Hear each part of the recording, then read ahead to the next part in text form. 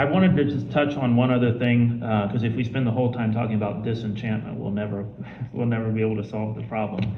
But I did also want to mention, I won't read the quote here, but I want to reference Chaucer, because I've been emphasizing this as being a problem with the Enlightenment, that the Enlightenment is super rational. But you see people have a sense of this prior to the Enlightenment as well. And you also, you have the problem in the late Middle Ages that that what you can fit into your head is becoming more and more important about your walk as a Christian, and rational understanding and rational theology is becoming more and more important and more, again, just definitive of the Christian life. And scholasticism would be the term people usually would use to describe for this more intellectual approach to understanding Christianity, and this less experiential and less, you could say, just less loving, but where the faith is not so much about how you live in relation to God and how you live in relation to others, but now is about how you think. Right. Or what you do. Like, yeah, like do right. in terms of, like, I don't know, like there's this weird thing that happens often in Christianity where like good works get detached from, I don't know, from love. So it's Right. like you're doing them for a reward, and like even though Jesus repeatedly says you're doing things for a reward, they are their own reward. That's all you're gonna get. Yeah. Like the recognition is like that's all you're gonna get. Like, Yeah.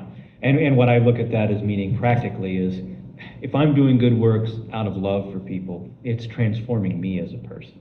Yeah. But if I'm doing it out of duty, or like grudgingly, or out of fear, or out of out of like a rule, then it's not transforming me. Like, and I'll probably be resentful of it. Right.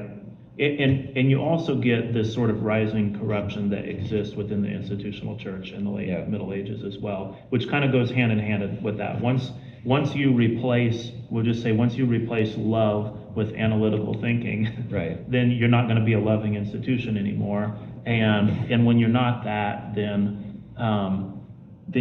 you can excuse and justify corruption that exists in yourself and in your peers, your fellow clerks. And so Chaucer is very critical of the institutional church generally. In the beginning of the Wife of Bath's tale, then he describes that a long time ago there used to be fairies. You're not going to read the Old English. Well, I can, yeah. No, maybe it's best just to paraphrase. In the old days of the King Arthur, of which that Britain spake in great honour, all was this land fulfilled of fieria. The elf queen with her jolly compania danced full often in many a grain amid. This was the old opinion as I read. So the elf queen, I'll go ahead and translate a little bit. It's, even though it's English, it's 700 years ago. Right. The elf queen, used to dance around in the woods. This is what it was like a long time ago. I spake of many 100 years ago, but now can no man say non elvis mo. So a long time ago we could see elves, but now there are no elves. Right. And he goes on, and I didn't write this all out here, but I didn't want to read the whole passage anyways. He says basically everywhere that there used to be elves, there are now friars walking around and they're saying their prayers, and that's why there are no elves. And now women can go about safely. They're not going to be tormented by elves because the only incubus is the friar. And so he's not being kind to the friar. If you're not aware, incubus is not a good thing. Right. Maybe for you two, we shouldn't go into detail. Yeah, right. But he does still communicate this idea that a reader would be able to hear this or read this and just kind of go along with it. Yeah, I can see that. A long time ago, there was this magic world all about us, and now it's gone. And a lot of people might even say the same thing, that like the faith has driven it out. Of course, Chaucer's going to turn that at the end say like the faith the faith is bringing in other problems right now.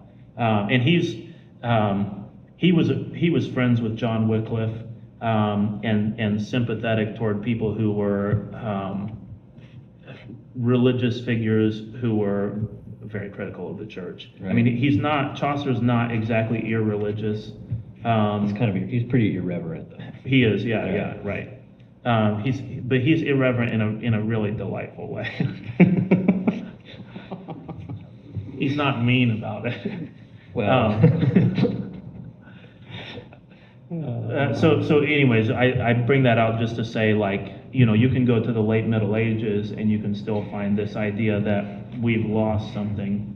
But I think the reason that you can find that, and this would be, you could think of this as being from the year 1400. Yeah. Chaucer died in 1400 and he was in the middle of writing the Canterbury Tales, so Yeah. it's a couple years before. You have that arising like in Arthurian legends before Chaucer as well.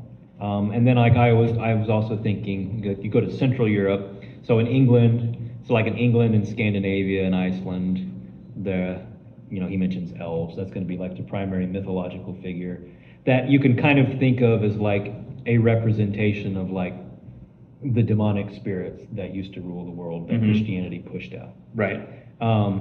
In Central Europe, you have a different dynamic. The primary mythological creature you'll run into there is dwarves. But in contrast to like Scandinavian dwarves, Central European dwarves are good guys. They're usually like, I don't know quite what the right way to describe it.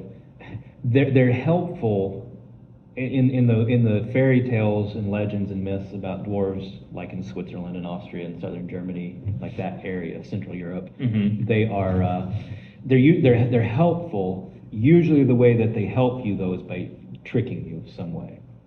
And so like there'll be a common myth of like there's the dwarves come and offer something to children, and if a bad kid like tries to take advantage of the dwarf or something like that, and the dwarf will punish him, but it'll end up turning this bad kid into like a really good guy. So like this is like that's kind of like their agency is like like knowing that the bad kids are going to be bad kids, but using that to reform them. Yeah. But then also like, I'm going too long with this, but anyway, there's also just a lot of stories about them being like helpful spirits that live in the mountains that provide people with things. But what you see in most of the fairy tales that exist today is the idea that there used to be dwarves everywhere, but now they're gone. And sometimes there's even an explanation given for that. Like I've read this in a couple Swiss fairy tales from the Alps, is that, well, there used to be the dwarf king here, and he would, like bring good weather and prosperity to our crops, and he'd give gifts to us and do good things for us and kind of protect us. But we stopped being thankful, and so the dwarves went away. And nobody's seen a dwarf in hundreds of years or something like that.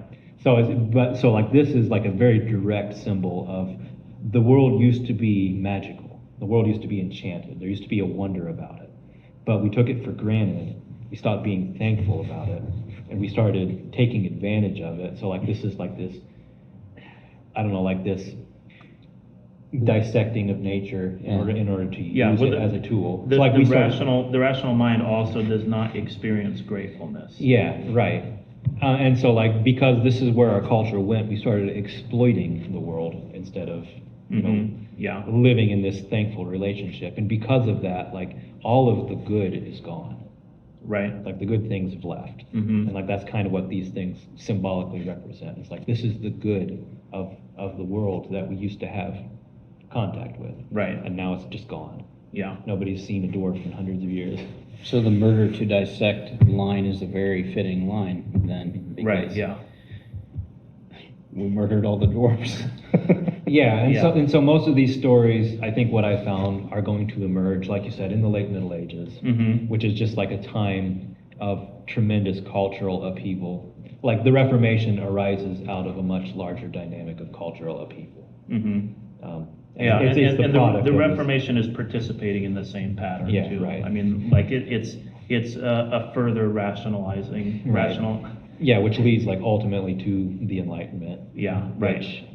So like the Reformation is going to discard this is going to be a controversial statement, and sorry Protestants, but the Reformation discards a Christian worldview. And the result of that is the successors of the Reformation discard Christianity.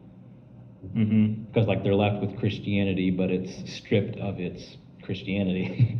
Like it's stripped of all of its beauty. And that process has played itself out with generation upon generation, and it's stripped even more and more as it goes. Well, I mean, that process played itself out like 150 years later with, you know, like, especially like the Prussian Enlightenment. Yeah. So like thinking of like Frederick the Great and the, you know, the enlightened idealism of the Prussians. Right. That, like turns them into this like consuming and oppressive empire.